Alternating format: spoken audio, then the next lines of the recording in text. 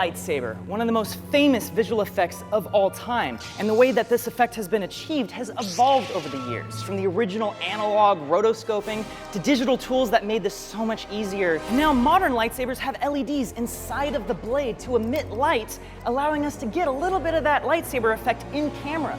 But as you can see, it's a tube of light and it's kind of lifeless. It still requires an artistic touch to punch it up and make it look like a sick lightsaber. But did you know, for the original Star Wars movie, they invented an actual way to get this effect done entirely in camera. And it worked, but they abandoned it.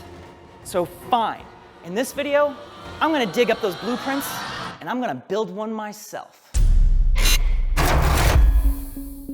So what was the original lightsaber made out of? Well, the original lightsaber was actually literally taken from cameras, like the big flashbulb photography stuff. Using this design, they essentially took a motor that could spin, and attached to that motor was a rod that would also spin. Remember, this was the 70s. They didn't have LED technology back then, so they couldn't have Luke holding some sort of powerful light source to look like a lightsaber. What they could do, however, was bounce a light off of it using retroreflective tape. Now, what is retroreflective tape? Well, it's a type of material that's got like a bunch of micro glass beads and whatnot, and it's very reflective, specifically back at the source of the light. You know, most lights, they'll like bounce off of a surface, or maybe hit something and it'll scatter if it's a very rough material, but retroreflective stuff, the light comes down and comes right back to sender. You actually see retroreflective material all the time, but you might not realize it. You know that stop sign that's very reflective when you shine your high beams at it? That is retroreflective. Pretty much all street signs, you know, reflective vests, taillights, all of those sort of things, they have retroreflective material so that when you're shining your light beam at it, it'll bounce right back into your eye. And this is just a simple strip of retroreflective tape. It doesn't look that special to you because these lights that are shining on me aren't that close to the lens. But if we were to turn one of those lights on right next to the lens, suddenly this becomes bright, like a reflector. We can leverage this to our advantage by putting this on a spinning rod on 3 different sides and experiment to see how we can make this appear like a lightsaber. For now, I'm not sure how much retroreflective material we actually have, so I'm gonna enlist the help of our intern to round up what we do have so we can figure out what we need to get. I like to make sure that my work is quality, which is why I never look up from when I start doing it. I don't look at anything. I always pay attention to the task in front of me. That's how I get so much shit done.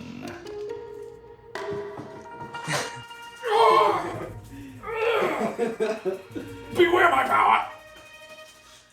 You'll die, Sith bastard! Ow. I just hit myself in the nuts. Oh man, it is glowing. That is cool. You're not even spinning it, it's glowing. That's actually pretty sweet. So it's making me question whether or not we even need it to spin. I think you need it. I think you need that flicker. Yeah. I can put it on a drill and spin it if you want to see. Let me do that. How's that look? It's cool. Oh wait, I am getting a little bit of that sort of spiraling effect. But it works, right? Yeah. I mean, it's totally working. And you don't need that much light, just the LED. Wait, real quick. No, Wren. Yep, it's happening. Oh, it's happening. My lens, dude. I know. Oh, yeah. Wait, cover the... Oh, there it is. There it is. Oh, the more CDOT gets brighter, I bring the phone in. Yeah. It's getting unstable. Oh, the drill though. No! The power! Unlimited!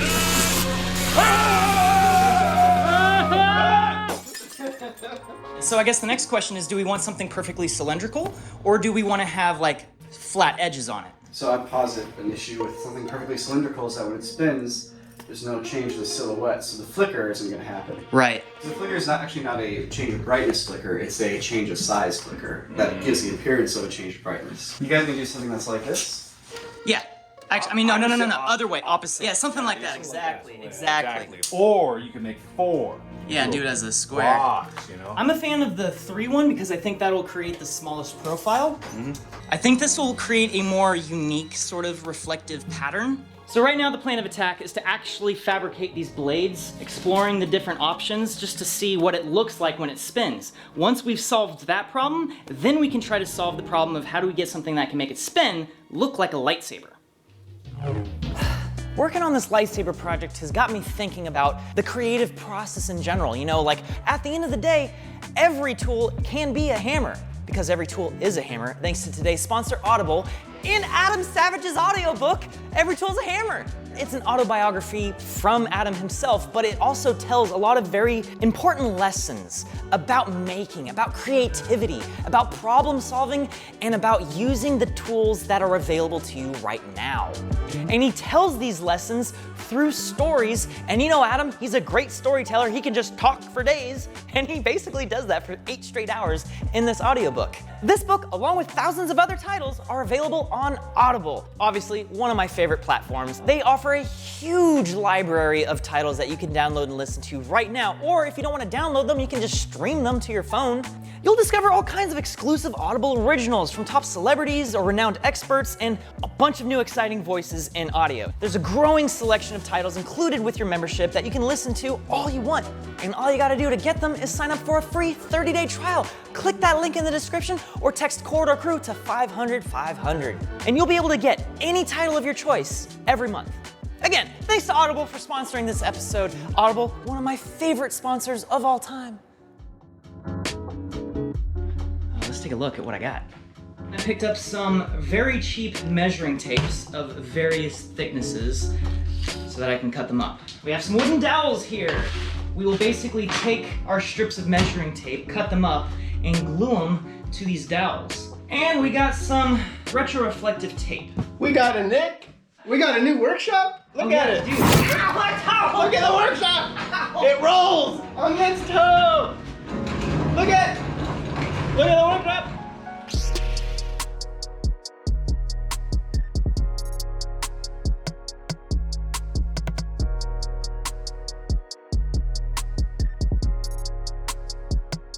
First, I'm gonna focus on making sure we can actually get a retroreflective blade that spins at all. Once we figure out that part, we'll move on to actually putting it in this. Check this out.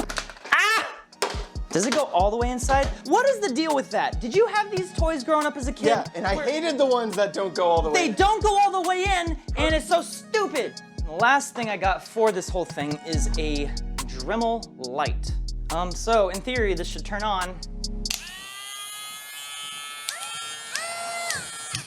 So this will be the handle.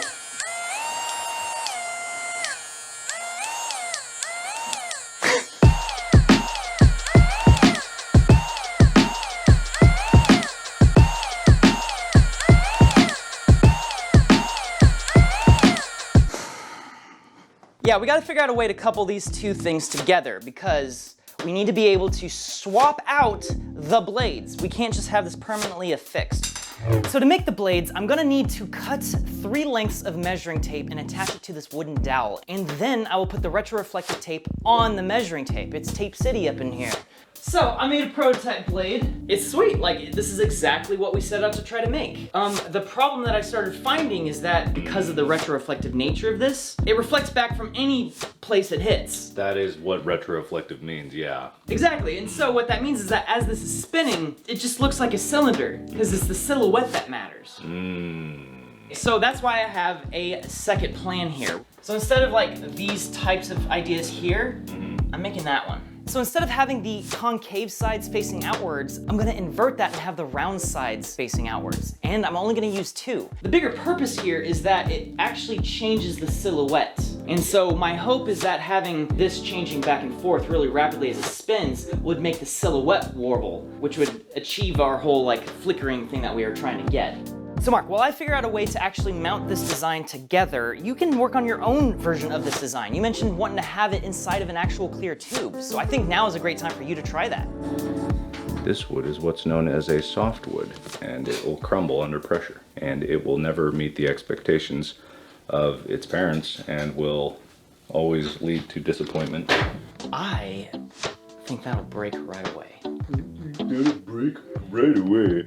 I think that'll break right away. You just drill a hole into that, and then you take this, and you attach it to the blade, it sticks in. Why don't you build your dumb lightsaber, and I'll build my extremely cool, way cooler than your lightsaber. You guys might have to fight lightsabers. Hiya! Oh, hiya! Whoa, it's so wiggly. It's a little wiggly. Probably do some more reinforcement of that. Wow, dude. That like fits perfectly. Does that work at all? No, it's not actually like hurting it that much. Whoa, actually, Pretty sweet. Doesn't ruin the effect. we got blue. Maybe I'll do it because I like really the problem here is that I've run out of material. Dude, do it with The blue. tape. Do it So with I think blue. I have to shift to blue. So this is just a metal rod that I'm gonna use to connect to some plastic pieces that will then connect to the dowel. So I needed to make sure that this would actually fit inside of the Dremel, and it does, so check this out. Look at the harmonic frequencies on it. Oh yeah. Look at this. Like here's a mode, here's a mode. So I think I need to make some sort of ring adapter so that this can go inside of that. See how it's just a little loose? Now look at this magic. Shove it up everything. And that's that. And that'll be as good as it's gonna get. Yeah. Oh no! Oh no! Oh, one of the pieces of tape got. Oh. God damn it! God. I mean, damn it's catching here. It's just catching here. Yeah, That's all it is. it's in there. You solder those together? I tried using solder. Solder did not work. I used super glue instead. This is going to be glued into that. The idea is that this will go in here. I'm gonna have a drill, have a hole go through all of this here, and this will go through that. Nice. And that'll all be hidden inside of this. Now, there's a lot of a gap there, right? Cut this up. This is going to sit on it like so. Oh, cool. Hey. My lightsaber is grinding its gears right now. See, I had to drill a hole on the outside to get to the hole on the inside. I'm pretty pleased with how this is coming together. But yeah, this should work. I'm pretty happy. It works well. It's not supremely agile, but it'll do the job.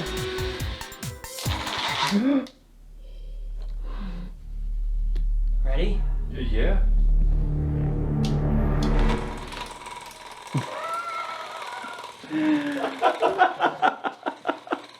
You can see the modes! You can see the modes!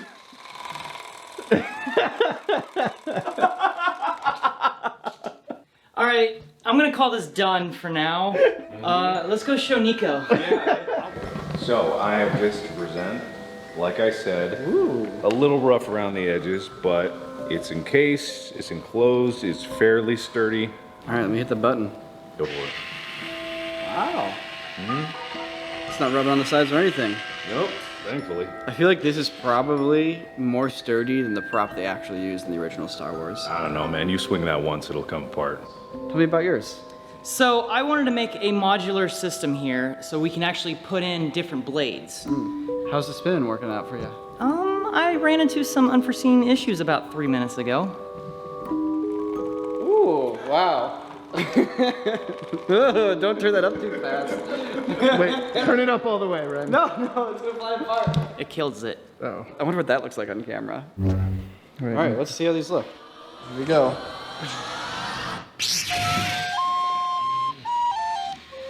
So, I need a much brighter light for that blue to really hit. Are you sure? Are you sure? I am sure. Are you sure? I'm sure. Well, what about this? It's a really interesting, like, flare look, or like, flickering look.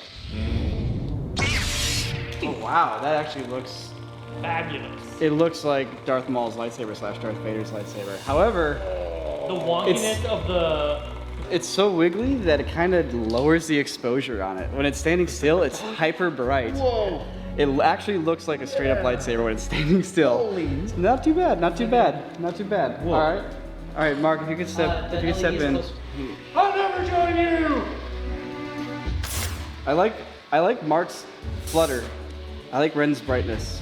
I think we have a situation where Mark put in a lot of industrial design into his lightsaber, and I really like how it's protective casing on it. And then the compact handle, also very classy. I think Wren lucked out in picking the better reflective tape. You know, it was actually Wren that said to make a blue one, so he sabotaged me.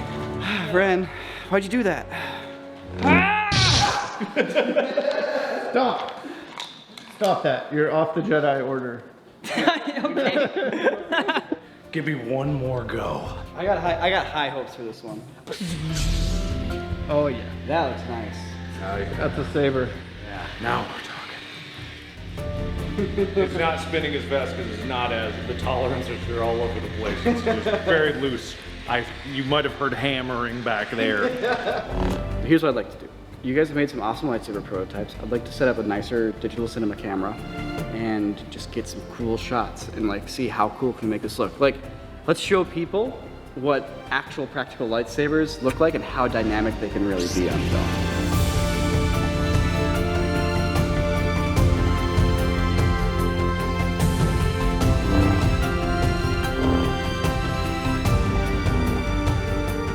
The coolest thing about these lightsabers is that when you guys are moving them, they're hyper dynamic with like the glow and the color and the motion blur and all that stuff. You don't get like the movie motion blur, which is just one big color fan. You get like the actual dynamic like burns that you get with like hot light on like sensors, where it's like dark red to orange to weird yellow to white. Yeah. None of the lightsabers come close in the movies. They're all just punched out hot spots. So listen, it's kind of jank. I made this in a couple days, and I'm still pretty proud of it. This was a very, very fun project. It was an experiment from the beginning to end. Despite it not being perfect, the fact that we got results at all that were cool is the best. But one of the things Mark and I were talking about were ways to perhaps incorporate just a single string of LEDs along one side and having that emit light into the scene like the modern lightsabers do. We just didn't have enough time to figure out how to power it and have it actually still spin. But that is something that I'm hoping to see some of you perhaps try, you know?